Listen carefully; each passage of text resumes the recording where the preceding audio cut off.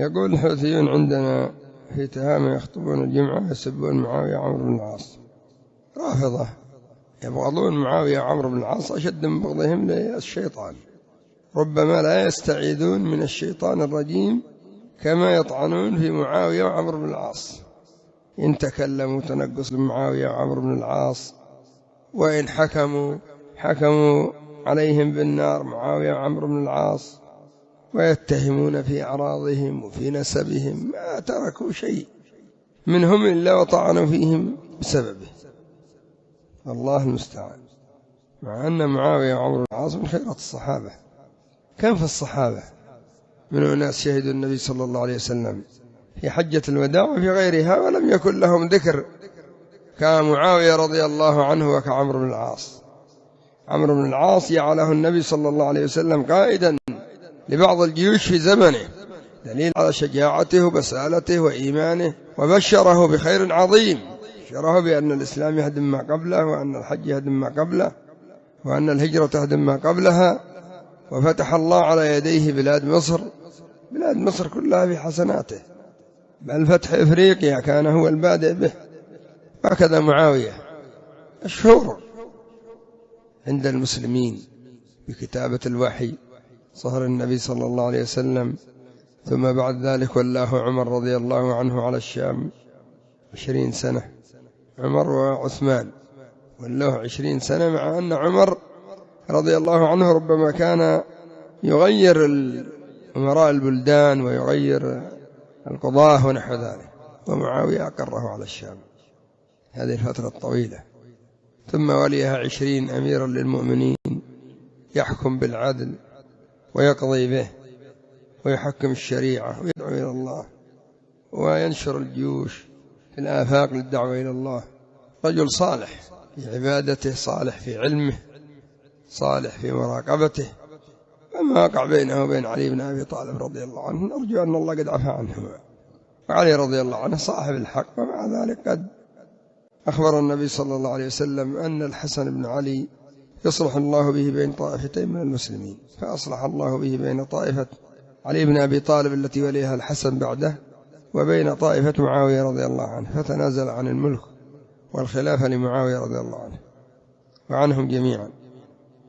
لكن الرافضة هم اتخذوا معاوية سلما للطعن في بقية الصحابة، فيبدأون بالخطابة والكتابة والطعن، معاوية عمرو بن العاص، حتى إذا استقبلت كلامهم قالوا إذن معاوية والله عمر، وعمر والله أبو بكر، وطعنوا لك في الجميع، لم يبقوا صحابيا إلا وطعنوا فيه إلا ما رحم ربي، وقليل ما هم، يعني حصروا الصحابة الذين هم فوق 100,000 في 11 واحد.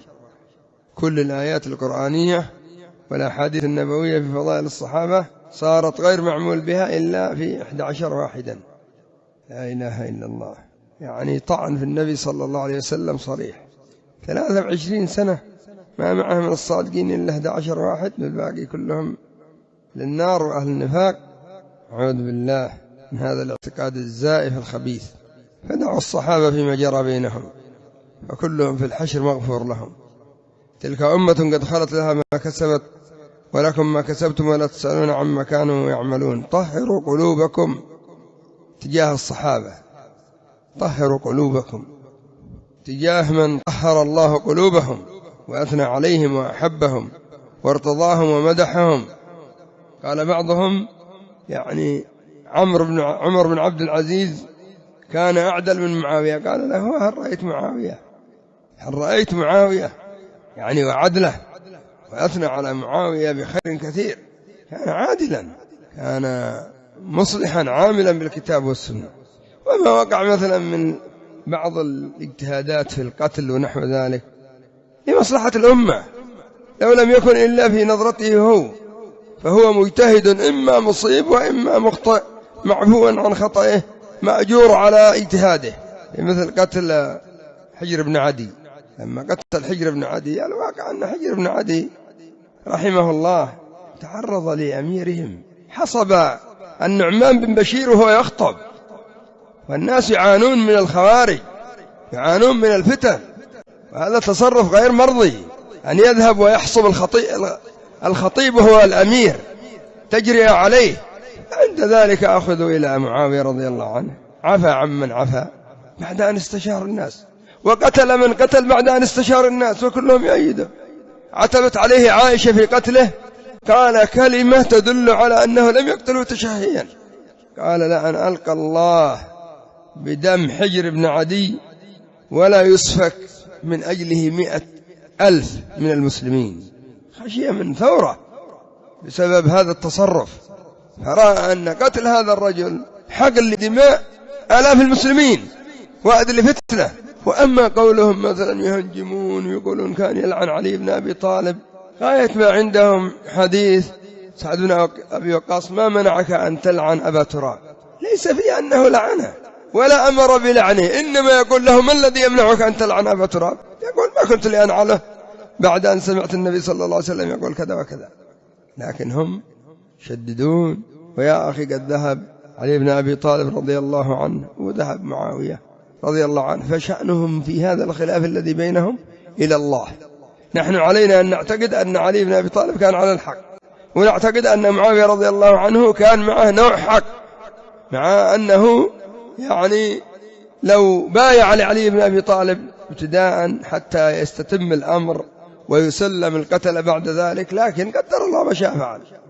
فصفوا قلوبكم يا معاشر المسلمين، ولا تلتفتوا إلى كلام الرافضة، لم يرضوا عن أبي بكر ولا عن عمر ولا عن عائشة ولا عن ابن عمر ولا عن أبي موسى ولا عن أحد من الصحابة، ما عندهم إلا 11 واحد، نسأل الله السلامة والعافية. معناه إذن الصحابة كلهم إما كافر أو فاسق عندهم، فلا نلتفت إليهم وسيخيبهم الله سبحانه وتعالى، وقد خابوا قديما وحديثا.